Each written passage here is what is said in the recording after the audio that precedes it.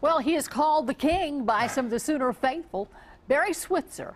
You may think you've heard everything about the coach's colorful life. Well, I'm going to tell you about something that happened to the coach that few know about, but it's the same thing that happened to a News Channel 4 anchor you see every night here on the news desk. Here's Switzer's story.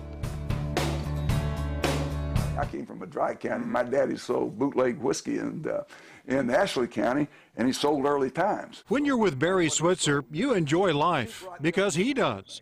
With his warm, gregarious personality and his endless stories, Coach Switzer knows how to keep your attention. In the swamp, and that's before he went to California, became a bootlegger.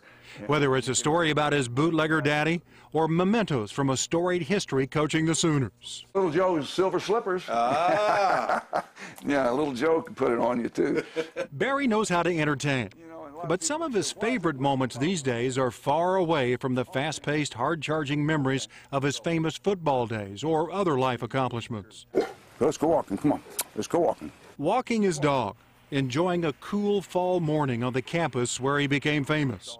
Just being able to walk without pain is like an 80-yard touchdown run for Barry, because for a while things were not very easy. I couldn't walk 300 yards, and I would be walking bent over, and you had to lean and all, and really looked like a cripple, and it just bothered me. I didn't feel bad. It's just I looked bad, and I had some pain with it. At first, he thought it was his back that was giving him trouble. It has been for years. He's been operated on 3 times.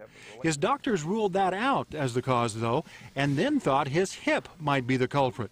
They injected his hip with a temporary fix. Once it was in there for 2 minutes, I got up and stood around. The nurse said, "Well, you're 2 inches taller. You're standing erect." And I said, "I don't have any pain either." And so I was walking around the room. Immediately says, "Obviously, it's not your spine, it's your hip." Then his doctor had a suggestion. Really, the best procedure today is what Linda Kavanaugh did, and that was the anterior approach, where they just cut through the hip flexor muscles, don't go through the posterior and all those thick muscles. Here we go. There we go. 3 years ago, we chronicled Linda's anterior hip surgery. Her doctor, out in California, was the man who championed the procedure here in the U.S. It has since been introduced in Oklahoma. And when Barry's doctor suggested the same procedure, Coach was on board immediately. Rehabilitation time is so much quicker with this type of surgery. You come back 70% faster. I did 11 exercises every day. 7 of them you do in bed, 4 out of bed. Then I walk a mile, and I was doing that in 1 week. And I never used a cane or a stroller, and it was a really easy recovery. You see there's no space here in front of that linebacker there. The reason, that's Larry Allen's leg right there. Now, a year later, Barry is back with that old spring in his step and memories to share. He may be 75 years young, but Barry Switzer is hip. That's what happened.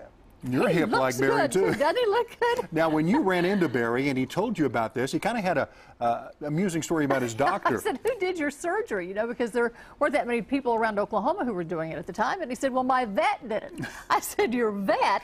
Yeah. Apparently, Dr. Brad Reddick was a veterinarian, went to OSU. And got his vet license there and decided he wanted to operate on people.